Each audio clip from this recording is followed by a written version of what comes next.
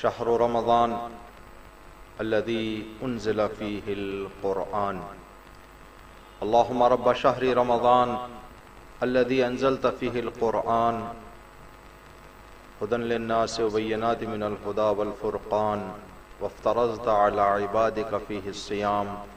صل على محمد وآل محمد وارزقني حج بيتك الحرام في عامي هذا وفي كل عام واغفر لي تلك الذنوب العظام فإنه لا يغفرها غيرك يا رحمن يا علام. ناظرین محترم، مؤمنین اور مؤمنات، السلام علیکم جمیعا ورحمۃ اللہ وبرکاتہ۔ پروگرام کے آغاز سے پہلے آج مبارک مہینے کی 9ویں تاریخ اور اس کے زوال سے نزدیک ہو رہے ہیں۔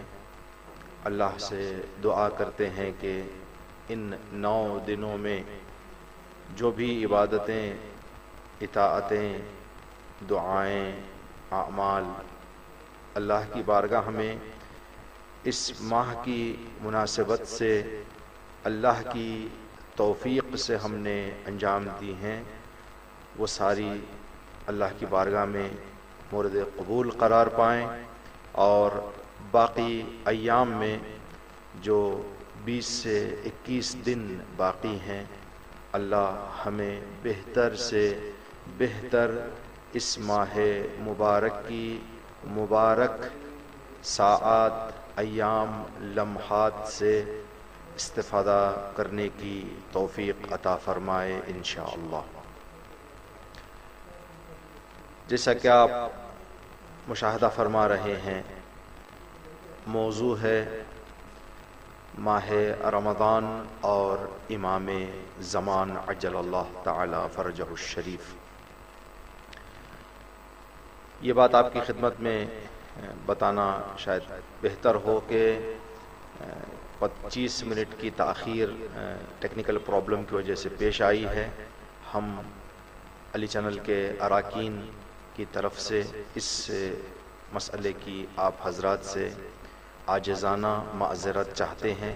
ماہ مبارک رمضان معافی چاہنے اور معاف کرنے کا بھی مہینہ ہے۔ انشاءاللہ آپ اپنے وسعت قلبی سے، کوشش یہ ہے تمام اراکین علی چینل کی کہ بر وقت تمام پروگرام کو منظم شکل میں بہتر طور پر آپ کی خدمت پیش کریں، لیکن کبھی کبھی چھوٹی موٹی مشکلات پیش آتی ہیں جس کے نتیجے میں کچھ تاخیریں بھی ہمیں دیکھنے کو ملتی ہیں۔ انشاءاللہ کہ آپ اپنے دامن عفو میں ہمیں جگہ عنایت فرمائیں گے۔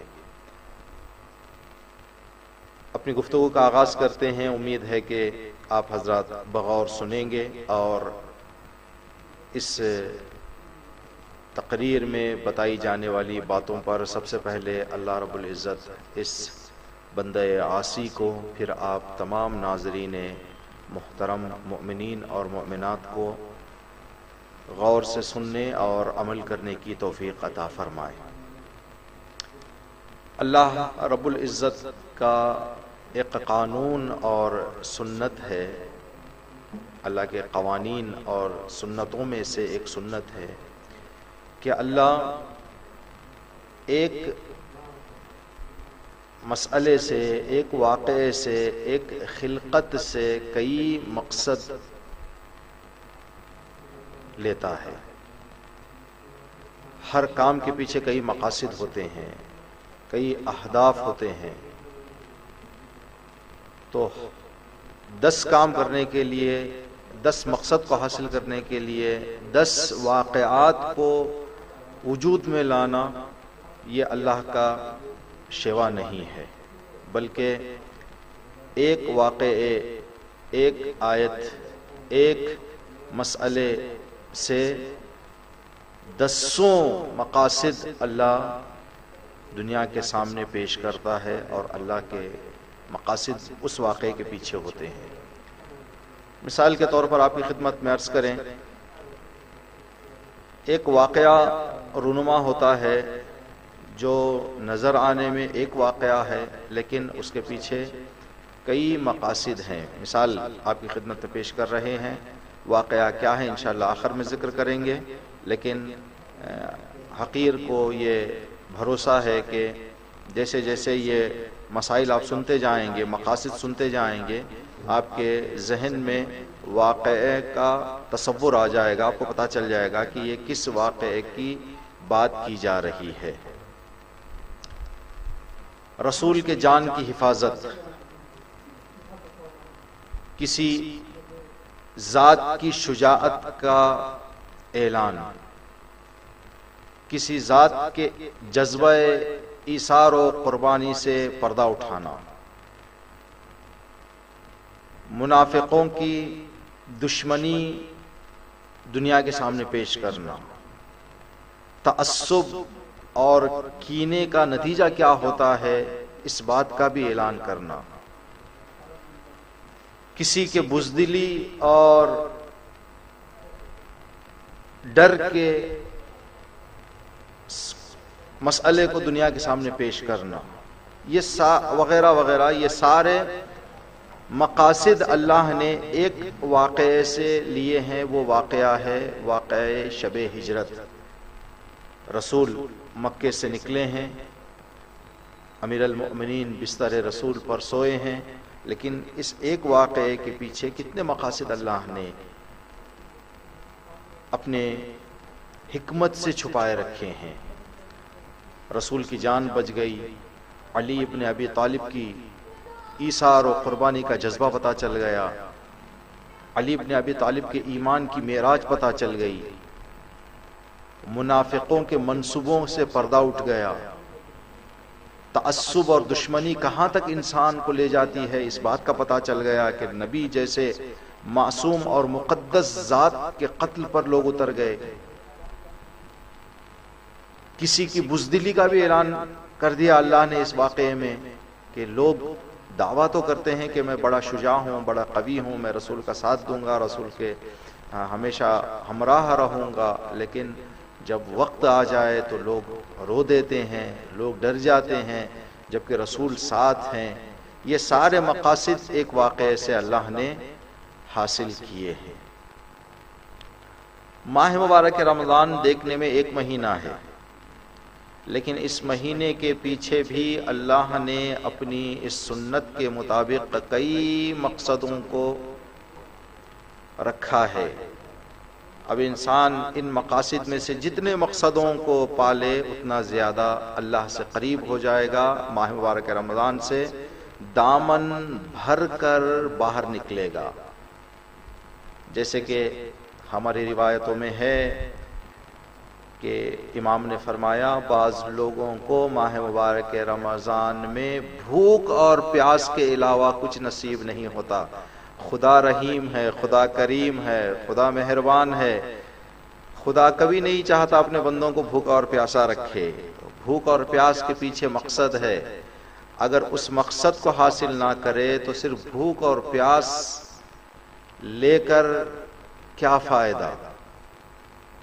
روایت میں ہے کہ کچھ لوگوں کے لیے ماہ مبارک رمضان کی کمائی صرف بھوک اور پیاس ہے، 14 گھنٹے کی 15 گھنٹے کی بھوک اور پیاس کے علاوہ انہیں کچھ نصیب نہیں ہوتا، جبکہ اس بھوک اور پیاس کے پیچھے کچھ مقاصد ہیں، کچھ اہداف ہیں، ان اہداف کو حاصل کرنا ہے۔ جتنے ہدف کو انسان حاصل کر لے اتنا کامیاب، اتنا دامن اس کا بھرا ہوا، اتنا مالدار ہو جائے گا ماہ مبارک رمضان کے عطاؤں سے۔ کیا ہے مقاصد ماہ مبارک رمضان کے؟ تقوی کا حصول، کہ انسان کے اندر بچنے پرہیز کرنے کا مادہ پیدا ہو جائے۔ ابھی ان ایام میں اس وقت جو ماہ مبارک رمضان کے 9 تاریخ کا روزہ جنہوں نے رکھا ہے، جنہیں اللہ نے توفیق عطا کی ہے روزہ رکھنے کی، اگر ان کے سامنے اس وقت پانی لا کے رکھا جاتا ہے کہ پانی پی لیں تو وہ کہتے ہیں میں روزہ سے ہوں۔ اگر ان کے سامنے کھانے کی کوئی چیز، کوئی شے رکھی جاتی ہے تو کہتے ہیں میں روزہ سے ہوں، میں نہیں کھاؤں گا۔ تو یہ جو انسان اپنے آپ کو روزہ دار کہہ کر کھانے اور پینے سے بچ رہا ہے، اپنے آپ کو بچا رہا ہے، یہ طاقت ماہ مبارک رمضان نے دی ہے۔ اس طاقت کو کھانے پینے کے علاوہ گناہوں سے، اور ماہ مبارک رمضان کے علاوہ ماہ مبارک رمضان کے باقی 11 مہینوں میں بھی باقی رکھ لے انسان، تو مقصد پتہ چلتا ہے کہ ماہ مبارک رمضان کے ہدف کو اس نے حاصل کر لیا ہے، جو پرہیز کرنے کی طاقت ہے۔ خداوند عالم ہمیں بتا رہا ہے، اے انسان اگر تو چاہے تو جب حلال سے اپنے آپ کو روک سکتا ہے تو کیا حرام سے نہیں روک سکتا؟ یہ مقصد ہے ماہ مبارک رمضان کا۔ دوسرا، بھوک اور پیاس اپنے بدن پر ڈال کر انسان غریبوں، لاچاروں، مسکینوں کی بھوک اور پیاس، ان کے گھروں میں گزرنے والے فاقوں کو یاد کرے اور ان کی مدد اور ان کے تعاون کا جذبہ اپنے اندر ایجاد کرے، یہ بھی ایک مقصد ہے۔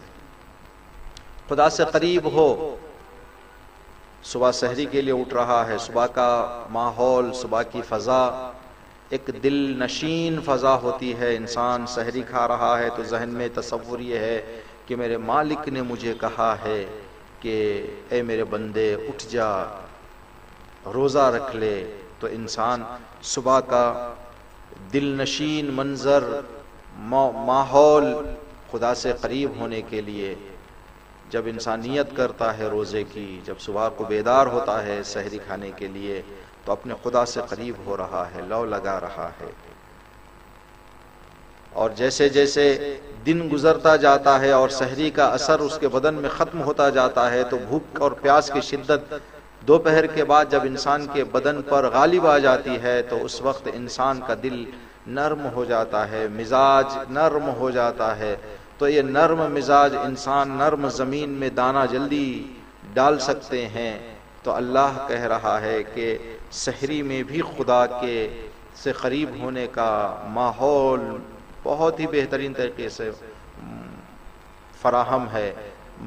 غروب اور افطار کے وقت بھی تو ابتدا خدا سے، انتہا خدا سے۔ یہاں روزہ رکھتا ہوں میں ماہ مبارک رمضان کی 9 تاریخ کا قربتاً الی اللہ، جب روزہ ختم کر دے تو افطار کرتے وقت کہے کہ اللہم لکا صمت، اے میرے پروردگار میں نے کسی کے لیے نہیں بس تیرے لیے میں نے روزہ رکھا ہے۔ یہ خدا سے لو لگانے کا مہینہ ہے۔ اعمال آئیں گے، شبہ قدر آئیں گی، تلاوت قرآن، یہ ساری چیزیں انسان قرآن ماہ مبارک رمضان کا مقصد ہے۔ تقوی کو حاصل کرنا، غریبوں کی بھوک کا احساس کرتے ہوئے ان کی مدد کو اپنے دل میں جگانا کہ میں غریبوں کی مدد کروں، فضول خرچی، اسراف سے بچوں۔ اس کے علاوہ خدا سے نزدیک ہونے کا مہینہ ہے، سحری اور افطاری کا موقع۔ انہی مقصدوں میں سے ایک مقصد جو ماہ مبارک رمضان کے اعمال اور دعاؤں میں اللہ نے چھپا رکھا ہے، جس تک پہنچنا روزے دار کے لیے ضروری ہے کہ اس بات کی طرف بھی توجہ کرے، وہ ہے اپنے زمانے کے امام کی غیبت کے نقصانات کو پہچان کر انسان خداوند عالم سے اس عظیم مہینے میں امام کی سلامتی اور امام کے ظہور کو طلب کرے۔ اور یہ امام سے رابطہ اور تعلق جو ماہ مبارک رمضان میں انسان کے وجود میں آ جاتا ہے، امام اور روزے دار کے درمیان جو نزدیکی آ جاتی ہے، ماہ مبارک رمضان کے علاوہ بھی اس نزدیکی کو برقرار رکھے۔ وہ دعا جو ہم نے اس سے پہلے والے پروگرام میں آپ کی خدمت میں بتائی تھی، اللہم ادخل علی اہل القبور السرور، جو ماہ مبارک رمضان کی ہر نماز کے بعد پڑھی جانے والی دعاؤں میں سے ایک دعا ہے۔ یہ دعا در حقیقت امام زمانہ کے ظہور کی دعا ہے۔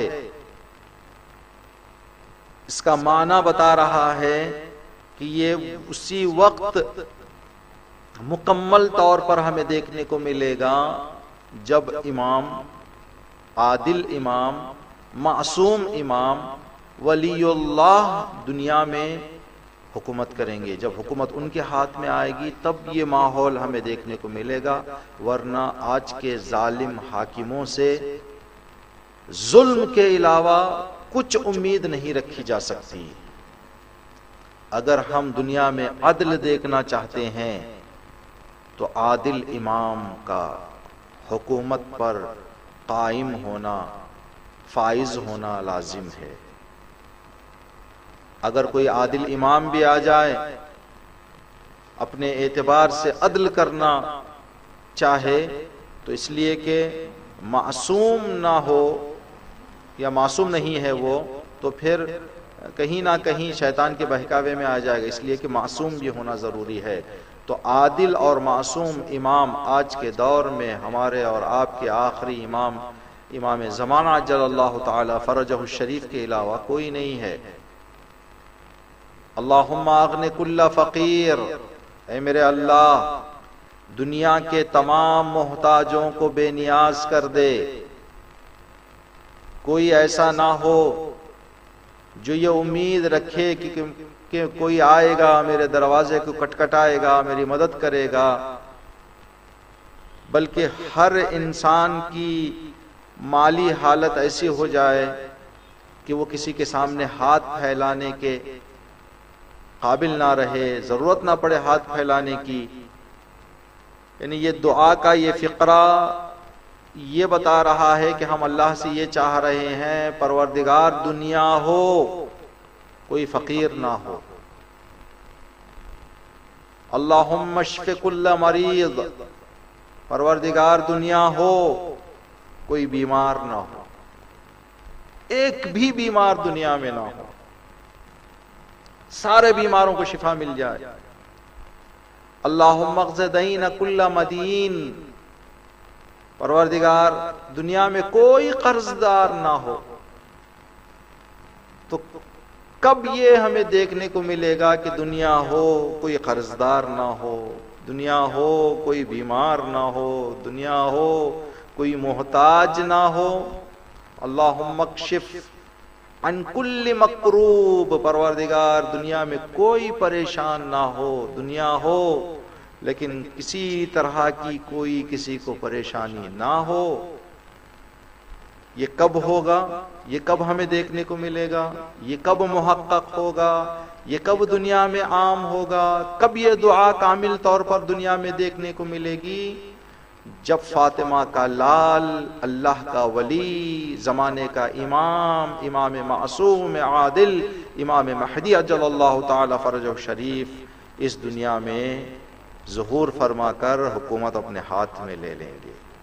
تو یہ دعا جو ماہ مبارک رمضان میں پڑھنے کے لیے ہمیں تاکید کی گئی ہے، حقیقت میں دعائے امام زمانہ تعجیل فرج اللہ سے طلب کرنے کی دعا ہے کہ اے روزے دار، اے صائم، اے اطاعت گزار، اے میرے مطیع بندے، اے میری بات مان کر صبح اٹھنے والے، اے میری بات مان کر صبح سے شام تک اپنے آپ پر بھوک اور پیاس کی سختی برداشت کرنے والے، اے 30 دن تک میری اطاعت اور عبادت میں بسر کرنے والے، اے راتوں کی نیند کو چھوڑ کر میری عبادت اور میری محبت میں جاگ کر عبادتیں انجام دینے والے، اپنے زمانے کی امام کو نہ بھول جا۔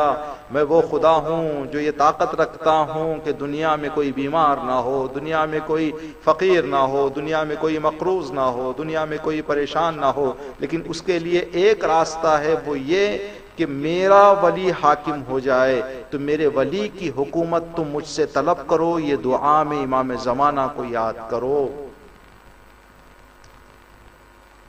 ناظرین محترم، تو یہ مقاصد ہیں ماہ مبارک رمضان کے، جس میں سے ایک مہم مقصد ماہ مبارک رمضان میں جتنا زیادہ ہو سکے ہم اپنے زمانے کے امام کو یاد کریں۔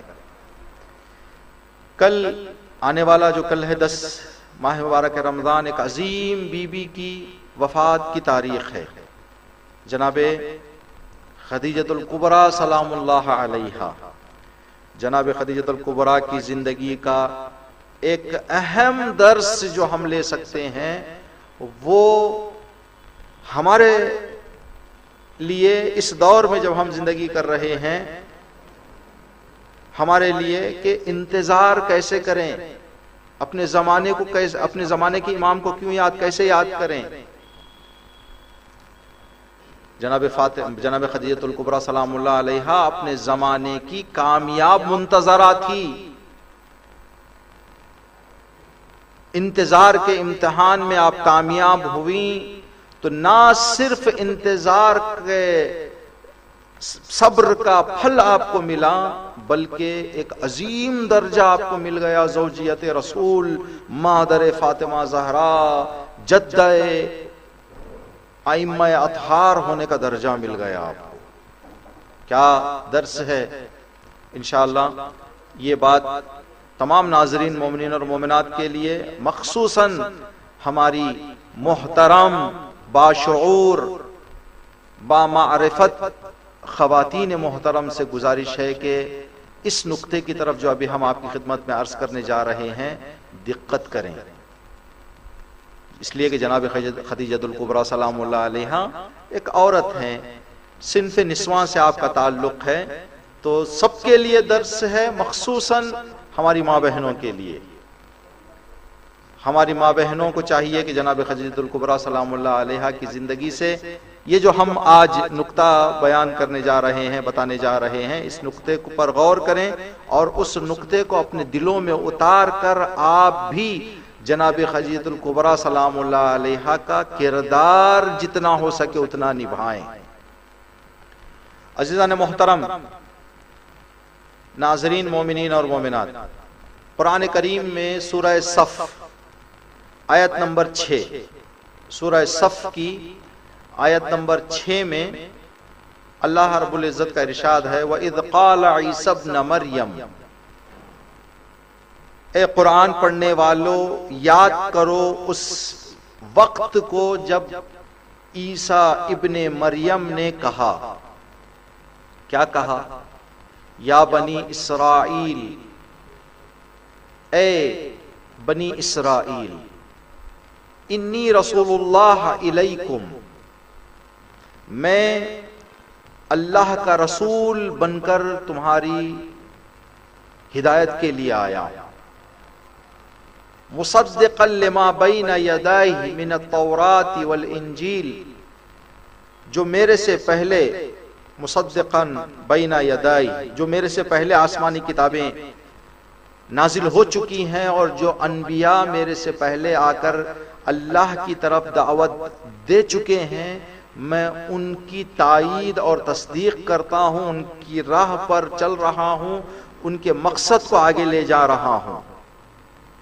مبشراً برسول، میں تمہیں ایک رسول کے آنے کی خوشخبری دے رہا ہوں۔ توجہ کریں ترجمے پر ناظرین محترم، مبشراً برسول، میں ایک رسول کی خوشخبری آپ کو دے رہا ہوں، یاتی، جو آئیں گے، جو آنے والے ہیں، اس من بعدی، کب آئیں گے؟ میرے اس دنیا سے جانے کے بعد، مبشراً برسول یاتی من بعدی، ایک رسول کے آنے کی میں خوشخبری تمہیں دے رہا ہوں، بشارت دے رہا ہوں، جو میرے بعد آئیں گے، اسمہ احمد، جن کا نام نامی اور اسم گرامی احمد ہوگا۔ یہ اعلان حضرت عیسیٰ علیہ السلام نے اپنی امت کے سامنے کیا۔ حضرت عیسیٰ کی اس ہدایت اور اس اعلان میں دو باتیں تھیں، ایک نبی آنے والے ہیں، ایک رسول آنے والے ہیں میرے بعد، جن کا نام احمد ہوگا۔ کب آئیں گے؟ میرے بعد۔ تو بعد کتنا؟ 1 گھنٹہ بعد، 5 گھنٹہ بعد، 5 دن بعد، 5 سال بعد، 50 سال بعد، حضرت عیسیٰ نے نہیں بتایا۔ اللہ نے حضرت عیسیٰ کو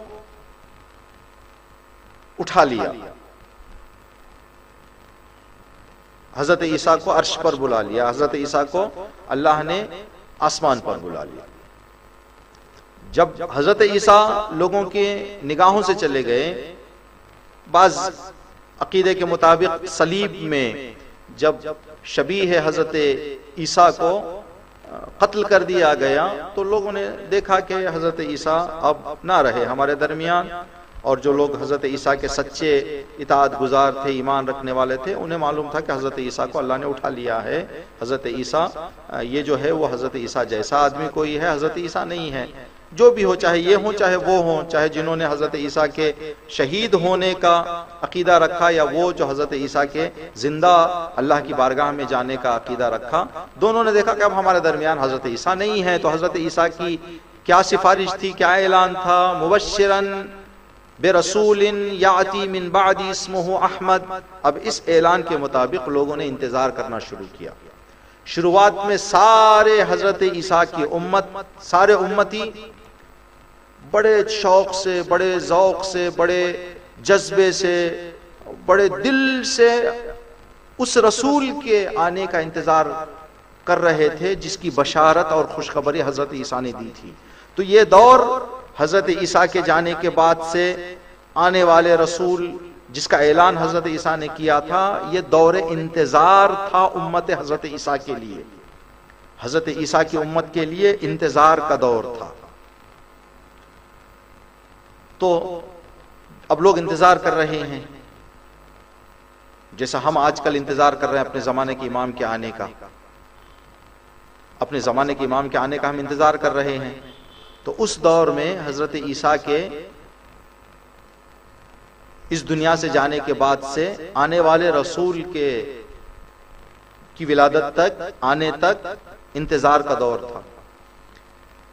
اب اس لیے کہ حضرت عیسیٰ نے نہیں بتایا تھا کہ میرے بعد آئیں گے، لیکن کتنے دیر بعد، کتنے سال بعد، کتنے مہینے بعد آئیں گے یہ نہیں بتایا تھا.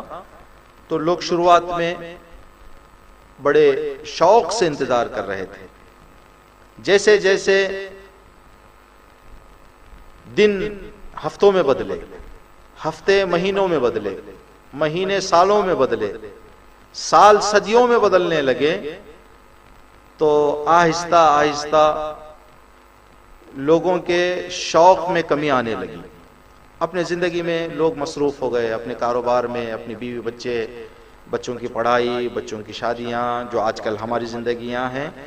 اس طرح لوگ مصروف ہو گئے کہ اب اکثریت بھولا بیٹھی، انتظار سے ہٹ گئی.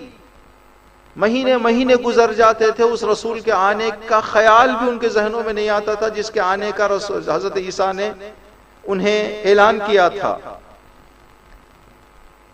اب بیدار لوگ غفلت میں چلے گئے وقت طول ہونے کی وجہ سے. اب غفلت ان کی اتنی زیادہ ہو گئی کہ زندگیاں جہاں حضرت عیسیٰ نے انہیں انسانیت کا درس دے کر انسان بنا کر گئے تھے، جانوروں سے بدتر ہو گئی. قتل و غارت، کثافت و نجاست میں زندگی کرنا، یہ ان کی زندگیوں میں داخل ہو گیا. انتظار کے امتحان میں اکثریت ناکام ہو گئی. جنگل سے خطرناک ہو گئی زندگی. جس طرح سے رات کے اندھیرے میں انسان جنگل میں جانے سے گھبراتا ہے، اس ماحول میں تنہا کوئی انسان جانے کا ارادہ کرتا تو ایسے سمجھتا جیسے میں کفن باندھ کر جا رہا ہوں، اب اس کے بعد مجھے واپس لوٹنے کا موقع نہیں ملے گا. اتنا خطرناک دور، جس دور کو قرآن کریم نے دور جاہلیت سے یاد کیا ہے. کتنا فاصلہ ہو گیا تھا. تاریخ کے مطابق تقریباً 560 سال حضرت عیسیٰ کے اس اعلان اور رسول کے آنے، آخری رسول ختم مرتبہ حضرت محمد مصطفیٰ صلی اللہ علیہ وآلہ وسلم کے آنے کے درمیان 560 سال کا فاصلہ رہا. 560 سال کے فاصلے اور انتظار کو اکثریت ناکام ہو گئی.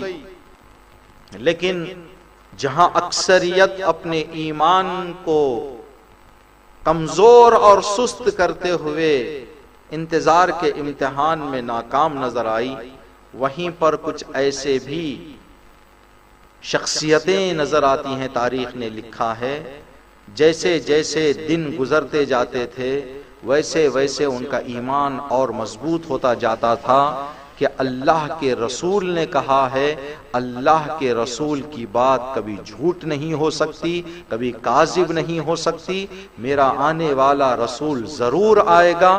تڑپ بڑھتی جاتی تھی، گریہ زیادہ ہوتا تھا، یاد زیادہ کرتے تھے. دن رات فکر یہ تھی کہ یا اللہ وہ رسول کب آئے گا، وہ رسول کب آئے گا جس کی بشارت حضرت عیسیٰ نے دی ہے۔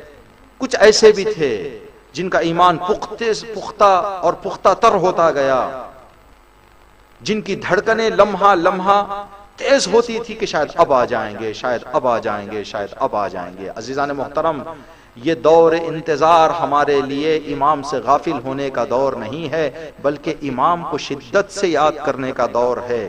آج جو مسائل ہمارے درمیان آ رہے ہیں، یہ کیوں آ رہے ہیں؟ اس لیے کہ ہمارا والی، ہمارا وارث ہمارے پردہ غیبت میں ہے۔ اگر ہمارا امام آ جائے گا، ہمارا والی آ جائے گا، نہ ہماری بچیوں کے حجاب پر کوئی بات آئے گی، نہ اذانوں پر کوئی انگلی اٹھائے گا، نہ ظلم ہوگا، نہ کسی فرقے پر، کسی مسلک پر، کسی مذہب پر، کسی انسان پر ظلم نہیں ہوگا۔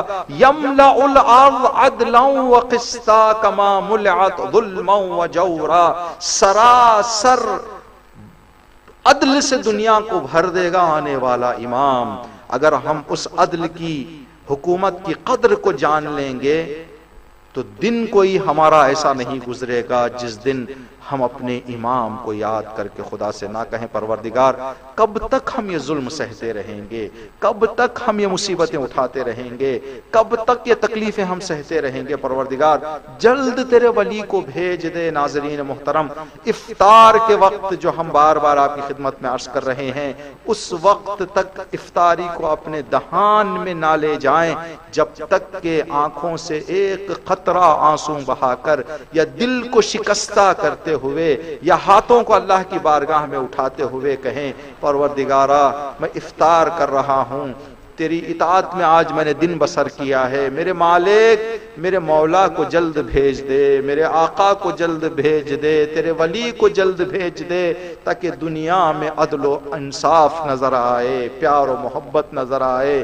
اتحاد اور اتفاق نظر آئے، بھائی چارگی نظر آئے، دشمنیاں ختم ہو جائیں۔ تو جناب خدیجۃ الکبریٰ سلام اللہ علیہا کا یہ درس ہے۔ اس امتحان میں کامیاب ہونے والی خواتین میں سے ایک خاتون کا نام ہے خدیجۃ الکبریٰ سلام اللہ علیہا۔ چھٹے امام جعفر صادق علیہ السلام کی حدیث ہے کہ جب امام زمانہ ظہور فرمائیں گے تو خداوند عالم حضرت آدم سے لے کر امام کے غیبت میں جانے تک 13 ایسی خواتین ہیں جن کا ایمان اتنا مضبوط تھا کہ خداوند عالم ان 13 عورتوں کو، 13 خواتین کو جنت سے امام کی حکومت میں زمین پر بھیجے گا۔ 13 عورتیں آئیں گی امام زمانہ جب ظہور کریں گے تو امام کے ساتھ، اور امام کی مدد کریں گے۔ سوال کرنے والے نے سوال کیا، مولا کیا وہ جنگ کریں گے؟ وہ کیا وہ امام کو جنگ میں ساتھ دیں گے؟ کہا نہیں، جس طرح سے جنگ بدر اور جنگ رسول کے جنگوں میں جو خواتین رسول کے ساتھ جایا کرتی تھیں، جو کام وہ کرتی تھیں، یہ خواتین بھی امام کی حکومت میں آ کر وہ کام کریں گے۔ پیاسوں کو پانی پلائیں گے، زخمیوں کی مرمت کریں گے، ان کی دیکھ بھال کریں گے، ان کا خیال رکھیں گے، ان کی مرہم پٹی کریں گے، ان کے کھانے پینے کا انتظام کریں گی۔ تو یہ خواتین 13 آئیں گی۔ بس مختصر 5 منٹ عرض کر کے آپ کی زحمت کو ختم کریں۔ ان 13 میں سے ایک کا ذکر کرتے ہوئے انشاءاللہ یہ درس ہم کو مل جائے۔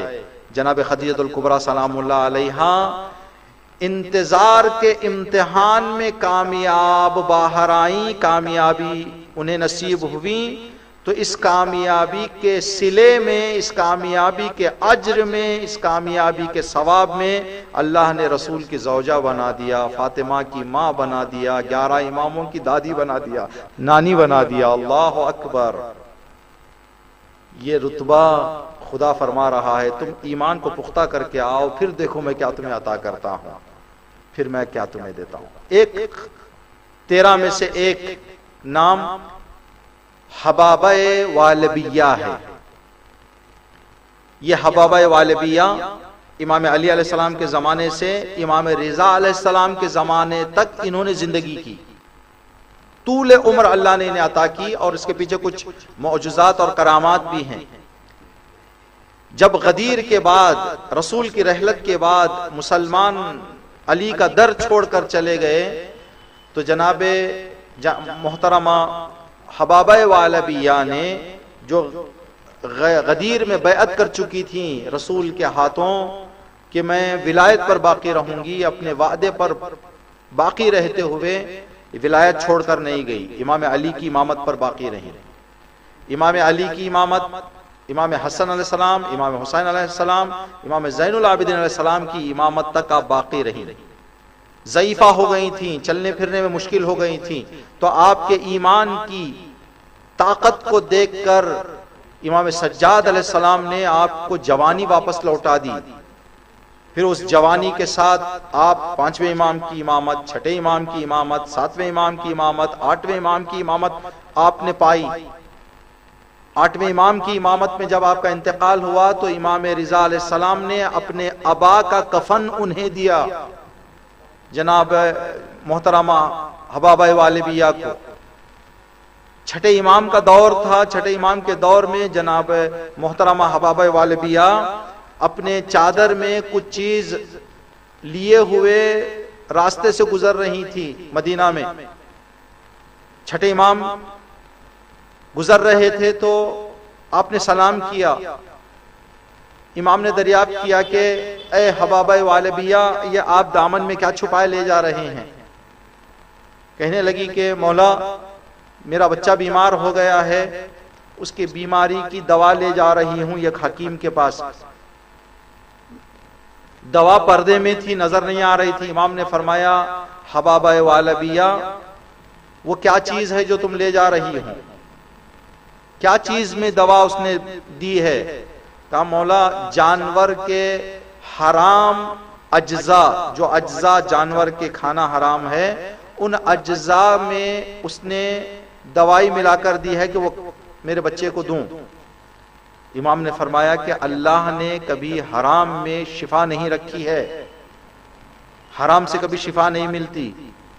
جیسے ہی یہ جملہ امام کا سنا تو جناب حبابہ والبیہ نے اس دوا کو کچرے میں پھینک کر ہاتھوں کو آسمان کی طرف بلند کر کے فرمایا خدایا میں اس طبیب کے گھر سے یہاں تک ایک حرام چیز کو اپنے ہاتھوں سے اٹھا کر لائی ہوں، میں تجھ سے معافی چاہتی ہوں، میں نے کبھی حرام کو اپنے منہ سے قریب نہیں کیا، میں تجھ سے معافی چاہتی ہوں کہ میرے ہاتھوں میں حرام آ گیا تھا۔ اس بلند معیار کی مومنہ اگر ہیں تو امام کے ظہور میں انہیں آنے کا موقع دیا جائے گا، امام کے ظہور میں انہیں دوبارہ زندگی دی جائے گی۔ تو محترم ناظرین، مؤمنین اور مؤمنات، آپ سے عاجزانہ مخلصانہ دستبستانہ گزارش ہے کہ سحری کے وقت، افطاری کے وقت جتنا ہو سکے اپنے زمانے کے امام کو یاد کریں اور امام کے ظہور کو اللہ سے طلب کریں۔ اللہم عجل ولیک الفرج وجعلنا من خیر اعوانہ وانصارہ۔ انشاءاللہ ابھی مختصر وقفے کے بعد علی چینل کے اراکین میں سے ایک رکن آپ کی خدمت میں سوالات لے کر حاضر ہوں گے انشاءاللہ۔